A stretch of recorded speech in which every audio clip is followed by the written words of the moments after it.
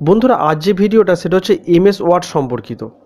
তো বন্ধুরা এখানে দেখতেই পাচ্ছেন এখানে কিছু নাম লেখা রয়েছে, যেমন ধরুন রাম, অমিত, বিমল, রিয়া। এইসব নামগুলো যদি আমাদের বারংবার লেখার প্রয়োজন পড়ে তো আমরা কিভাবে লিখি? ধরুন আপনাকে যদি বলা হয় এইখানে নিচে আবার অমিত নামটা লিখতে, তো আপনি কিভাবে লিখবেন? তো আপনি লিখবেন কি, এখান থেকে অমিতটা এরমভাবে সিলেক্ট করে নিয়ে আবার কপি করে আবার এইখানে এসে এখানে পেস্ট করবেন রমিত। আবার ধরুন যদি বলা হয় আপনাকে নিচে বিমল লিখতে, তো আপনি বিমলটা কিভাবে লিখবেন?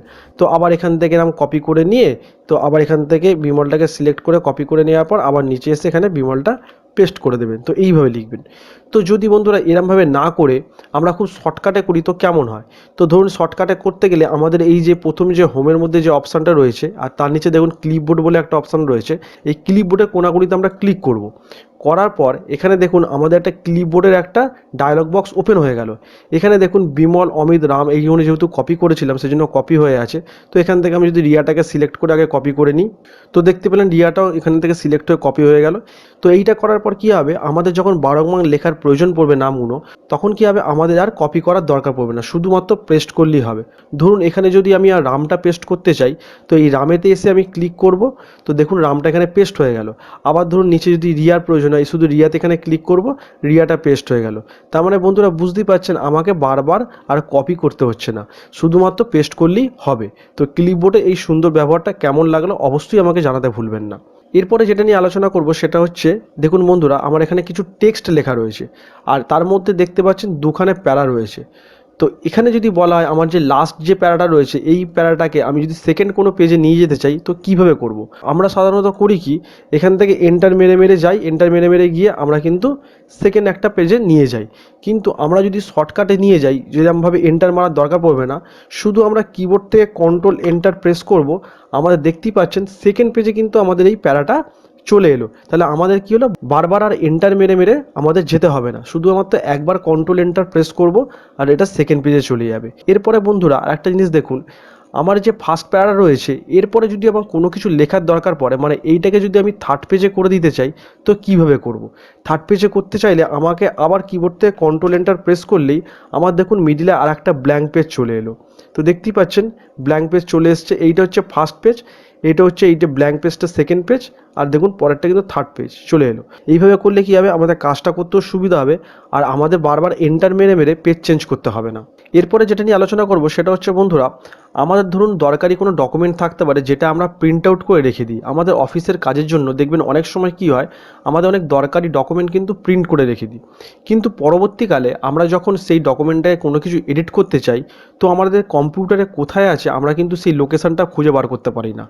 আমাদের যেহেতু প্রিন্ট হয়ে থাকে, দেখবেন অনেক কিছু অনেক ধরনের প্রিন্ট হয়ে থাকে, তার মধ্যে থেকে এই ডকুমেন্টটা আমার কোথায় সেভ আছে কম্পিউটারের মধ্যে সেটা কিন্তু আমরা লোকেশানটা পাই না। তো বন্ধুরা আমরা এই লোকেশানটা কীভাবে বার করব সেটা আজকে আমরা দেখে নেব। তো এই লোকেশানটা সম্বন্ধে একটা কথা বলি, আমরা এক্সেলে কীভাবে লোকেশান বার করব আর লোকেশানটা বার করার পর সেটা এক্সেলে কীভাবে প্রিন্ট হয়ে সেভ হয়ে থাকবে পেজের মধ্যে, সেটা নিয়ে আমার একটা অন্য ভিডিও রয়েছে আমার এই চ্যানেলেই। আর আজ আমি আপনাদের দেখাবো আমরা ওয়ার্ড ডকুমেন্টের মধ্যে কীভাবে লোকেশানটা বার করতে পারি। তো বন্ধুরা প্রথমে আমরা এখান থেকে লোকেশানটা বার করার জন্য তো ইনসার্টে আসব। ইনসার্টে আসার পরে এখান থেকে চলে আসবো ফুটারে। ফুটারে আসার পর এখানে অনেকগুলো অপশান রয়েছে, তো আমি প্রথমটাই সিলেক্ট করে নিলাম। প্রথমটা সিলেক্ট করে নেওয়ার পর বন্ধুরা দেখতে পাচ্ছেন এখানে ফুটার হয়ে গেছে আর এখানে টাইপ হেয়ার আসছে। তো এখানে কিছু করার দরকার নেই, আমরা এখান থেকে চলে আসবো কুইক পার্টে। কুইক পার্টসে আসার পর এখান থেকে আসবো ফিল্ডে। ফিল্ডে আসার পরে এখান থেকে ক্যাটাগরিজ আছে অল, এইটাকে আমরা ডাউন অ্যারোটায় ক্লিক করে আমরা করে দেবো কি ডকুমেন্ট ইনফরমেশান। ডকুমেন্ট ইনফরমেশানটা করার পরে ঠিক তার নিচের দিকে দেখুন ফাইল নেম, এইটাতে আমরা ক্লিক করব। ক্লিক করার পর একটু রাইট সাইডে খেয়াল করলে দেখতে পাবেন লেখা আছে add path to file name. তো এটা হচ্ছে দেখুন আনটিক হয়ে আছে, এটাকে আমরা টিক করে দেবো। টিক করার পর ওকে করে দেবো। ওকে করে দেওয়ার পর দেখুন এখানে ডকুমেন্ট 1 হয়ে গেল। এইবারে যখন বন্ধুরা এইটা আমরা প্রিন্ট করব তো আমার লোকেশান সমেত প্রিন্টটা উঠবে। যেমন ধরুন আমি এখান থেকে প্রিন্ট প্রিভিউতে গিয়ে আমরা দেখিয়ে দিচ্ছি। তো বন্ধুরা ফাইলে আসি, ফাইলে আসার পর আমরা প্রিন্ট অপশানে আসি। প্রিন্ট অপশানে আসার পর আমরা প্রিন্ট প্রিভিউটা দেখতে পাবো।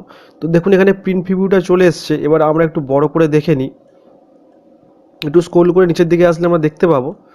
তো দেখতেই পাচ্ছেন বন্ধুরা সি ড্রাইভে ইউজার শুভ ডেস্কটপের মধ্যে রয়েছে আর এটা হচ্ছে আমার ফাইল নেম।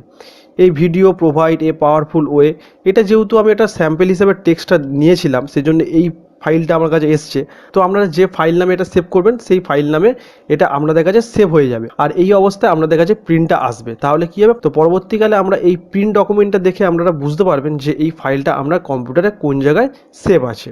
এরপরে বন্ধুরা যেটা নিয়ে আলোচনা করব সেটা হচ্ছে টেবিল সংক্রান্ত। তো প্রথমে আমি ইনসার্টে এসে আমি টেবিল ইনসার্ট করে নিই।